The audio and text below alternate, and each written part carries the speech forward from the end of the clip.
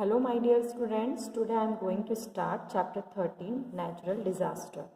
In this chapter you will learn about floods, tsunami, earthquake, volcanoes, landslides, cyclones and forest fire.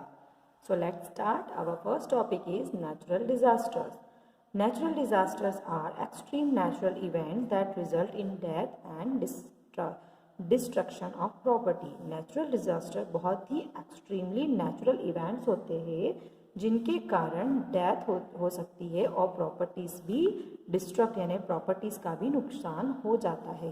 Cyclones, floods, droughts, forest fire, landslide, tsunami, earthquakes and volcanic eruptions are some natural disaster. ये कुछ ऐसे नाम हैं जो कि natural disaster है और जब ये आते हैं तो बहुत सारी चीज़ों को नष्ट कर देते हैं. ओके यानी डिस्ट्रक्ट कर देते हैं. So first we will discuss about floods.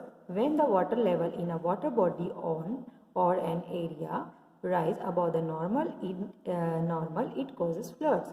जब वाटर लेवल नॉर्मल से ज़्यादा हो जाता है तो उसके कारण फ्लड यानी कि बाढ़ आ जाती है. Flood occur due to many regions.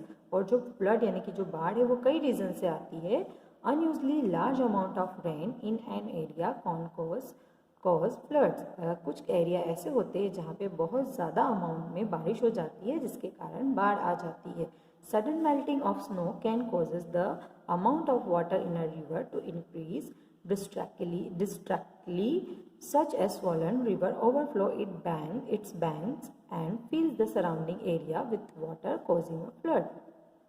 अचानक से जब स्नो यानी कि बर्फ मेल्ट हो जाती है तो उसके कारण भी वाटर का अमाउंट बढ़ जाता है. Water sources like river, lake, pond, इसमें वाटर का जो लेवल है अमाउंट है वो बढ़ जाता है जिसके कारण बाढ़ आ जाती है. सच एज इसके कारण क्या होता है, ओवरफ्लो के कारण जो sources different sources of water है वो भर जाते हैं. ओके आसपास के एरिया के जो वाटर सोर्सेज है वो भर जाते हैं जिसके कारण फ्लड यानी कि बाढ़ आ जाती है.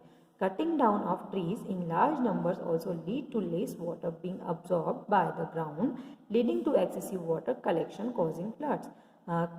ट्रीज़ की कटिंग करने के कारण भी फ्लड की प्रॉब्लम ज़्यादा बढ़ती जा रही है बिकॉज जो ट्रीज़ की जो रूट्स होती है वो वाटर को ऑब्जर्व कर लेती है जिसके कारण वाटर क्या होता है, ट्रीज़ और प्लांट्स की जो रूट्स होती है वो ऑब्जर्व कर लेती है जिससे वाटर वहाँ ऑब्जर्व हो जाता है.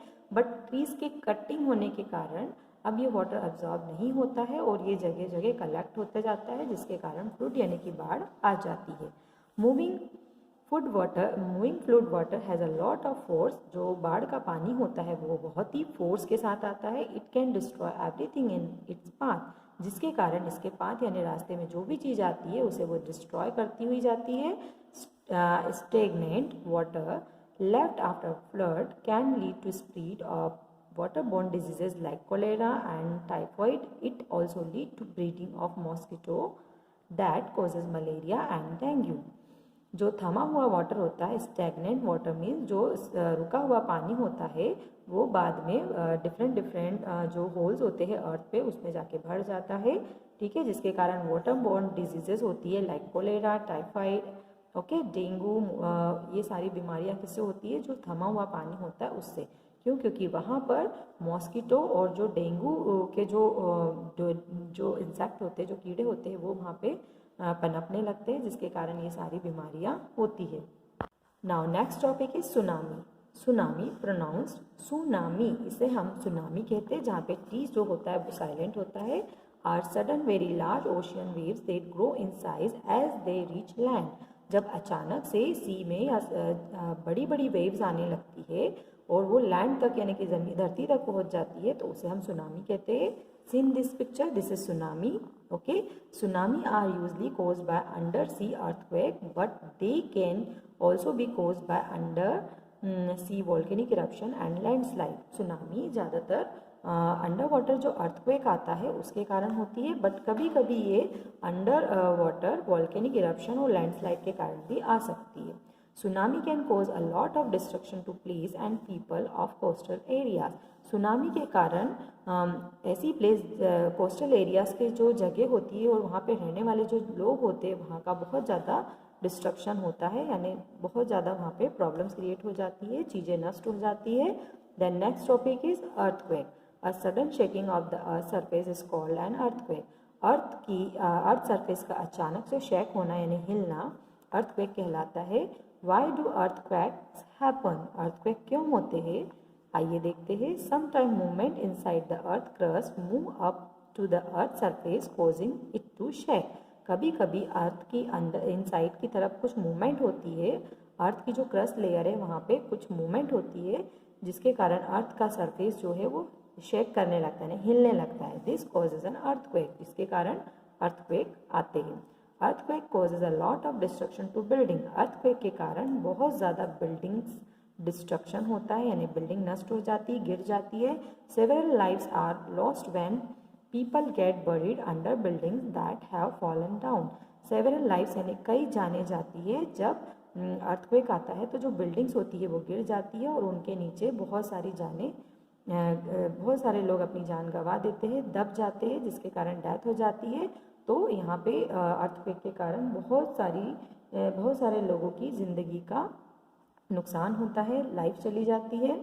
We can measure the intensity, direction and duration of an earthquake with the help of a special instrument called seismograph. Seismograph एक ऐसा इंस्ट्रूमेंट है जिसके द्वारा हम अर्थक्वेक की इंटेंसिटी, डायरेक्शन एंड ड्यूरेशन को मेजर कर सकते हैं। The most common scale on which the intensity of an earthquake is measure is the Richter scale. जो कॉमन स्केल है वो है रिचर स्केल, जिससे हम अर्थक्वेक की इंटेंसिटी को मेजर कर सकते हैं। The Richter scale has 8 level. Richter scale में 8 लेवल्स होते हैं। First indicate a very mild earthquake where is 8 indicate the maximum intensity. Okay, जो 1 होता है, 1 नंबर का जो पॉइंट होता है वो बहुत ही हल्के अर्थक्वेक को इंडिकेट करता है, लेकिन जो 8 नंबर है वो बहुत ज़्यादा इंटेंसिटी को हमें बताता है कि बहुत ज़्यादा अर्थक्वेक आया है, यानी बहुत ज़्यादा इंटेंसिटी को वो इंडिकेट करता है। The next topic is volcano. A volcano is an opening in the earth crust through which molten rocks called magma comes out on the earth surface। जो volcano है वो अर्थ की क्रस्ट पे एक ओपनिंग है। Seen this picture, this is volcano. ये अर्थ की crust surface पे एक ओपनिंग पार्ट होता है जहाँ से मोल्टन रॉक, जिसे हम मैग्मा कहते हैं, वो बाहर आती है, अर्थ के सरफेस पर बाहर आती है। Okay, seen this picture, this is picture of volcano. Magma which reach the surface of the earth is called lava. ये नीचे की तरफ जो रॉक्स होती है वो मोल्टन स्टेट में प्रेजेंट होती है। यहाँ कंटिन्यूसली मूवमेंट होती है। मूवमेंट के कारण कभी कभी क्या होता है, ये जो मोल्टन रॉक होती है वो ओपनिंग पार्ट से बाहर आ जाती है। तो जब ये एक्चुअली जो लावा और मैग्मा है वो सेम चीज़ होती है, लेकिन जब तक ये अर्थ के इनसाइड में होती है तब तक ये मैग्मा होता है, लेकिन जब ये अर्थ सरफेस पे आ जाता है तो ये क्या होता है, लावा होता है। Okay, lava destroy everything in its path. जो लावा होता है जब ये बहता है तो इसके रास्ते में जो भी चीज़ आती है उसे वो डिस्ट्रैक्ट कर देता है, डिस्ट्रॉय कर देता है। It can causes a lot of destruction and can also burn down trees. इसके कारण बहुत ज़्यादा डिस्ट्रक्शन होता है, यानी बहुत ज़्यादा नुकसान होता है, और जो रास्ते में जो ट्रीज होते हैं वो भी जल जाते हैं, बर्न हो जाते हैं। Causing fire over a large area, जिसके कारण बड़े एरिया में आग लग जाती है। People living even far away from a volcano get affected by the heat and ash that comes out. People, जो ऐसे लोग जो कि वोल्केनो जहाँ इरप्ट होता है वहाँ से दूर होने के बावजूद भी इसका इफेक्ट उन लोगों पे पड़ता है। वोल्केनो से जो हीट और ऐश निकलता है उसके का इफेक्ट यहाँ से कई दूरी तक रहने वाले लोगों पर भी पड़ता है। The next topic is landslide. Rapid movement of a large amount of rock, mud and broken trees down a slope is called a landslide। बहुत तेज मूवमेंट जब होता है अर्थ पर तो कई ज़्यादा लार्ज अमाउंट में रॉक्स, मड एंड जो ट्रीज़ होते हैं, टूटे हुए ट्रीज़, वो गिर जाते हैं। स्लोप इस गिरने के कारण लैंड क्या होती है, सरक जाती है, जिसे हम लैंडस्लाइड कहते हैं। Landslide usually happen in mountainous region. ज़्यादातर ये माउंटेनस रीजन्स पे होता है। Seen this picture like this. जब वाटर बहुत फोर्स से आता है तो लैंडस्लाइड, यानी कि यहाँ का जो माउंटेन का जो लैंड है वो स्लाइड हो जाता है, लैंडस्लाइड हो जाती है। Okay, landslide can causes a lot of destruction. Landslide के कारण भी बहुत ज़्यादा डिस्ट्रक्शन होता है, नुकसान होता है। Landslide are usually caused by heavy rainfall और स्नोफॉल। जो लैंडस्लाइड होती है वो ज़्यादातर जब बहुत ज़्यादा रेनफॉल होती है या फिर स्नोफॉल होती है उसके वजह से होता है लैंडस्लाइड, और अर्थक्वेक एंड वॉल्केनिक इरप्शन के कारण भी लैंडस्लाइड्स होते हैं। Human activities like road construction and deforestation on mountain can also causes landslide. Human activity जैसे उन्हें रोड कंस्ट्रक्शन करना है या फिर डिफोरेस्टेशन करना है, उसके कारण भी माउंटेन्स पे लैंडस्लाइड होती है। Now next topic is cyclone. See in this picture, this is picture of cyclone. A cyclone is a violent circular storm that contains strong wind and rain. जो साइक्लोन होते हैं वो वायलेंट यानी आवाज़ करता हुआ एक सर्कुलर हवा होती है, यानी स्टॉर्म बनता है हवा का, that contain strong wind and rain, जिसमें विंड एंड रेन पाई जाती है। They are formed over warm parts of the sea and mostly affect coastal area. ये ज़्यादातर गर्म जगह सी का वह पार्ट जहाँ पे ज़्यादा गर्माहट होती है वहाँ पर होता है, और कोस्टल एरियाज़ में ये ज़्यादातर बनते हैं। Cyclone can cause a huge amount of damage. Cyclone के कारण बहुत ज़्यादा डैमेज होता है। They can uproot trees and damage house. ये ट्रीज को अपरूट यानी उखाड़ देते हैं, और हाउसेस भी डैमेज हो जाते हैं इसके वजह से। दे कैन ऑल्सो कॉज फ्लड। इनके कारण फ्लड यानी कि बाढ़ भी आ सकती है। Forest fire. A forest fire is a fire that burn out of control in a forest. Forest fire उसे कहते हैं जब फॉरेस्ट में आग जब लगती है तो वो आउट ऑफ कंट्रोल हो जाती है, तो उसे हम फॉरेस्ट फायर कहते हैं। It spread quickly, setting trees, shrubs and houses in the forest on fire. जब ये धीरे धीरे बढ़ती है तो फॉरेस्ट में जो ट्रीज होते हैं और जो श्रब्स यानी कि जो झाड़ियाँ होती है और फॉरेस्ट में बने हुए घर जो होते हैं वहाँ तक के फैल जाती है, वहाँ भी आग लग जाती है। Forest fire occur in many places around the world where there is plenty of forest cover. Forest fire उन सभी जगहों में लगती है, वर्ल्ड का जितना भी पार्ट जहाँ पे फॉरेस्ट है वहाँ पे सभी जगह फॉरेस्ट फायर होती है। The forest floors have a lot of dried leaves that can either burn on their own और ड्यू टू ह्यूमन केयरलेसनेस।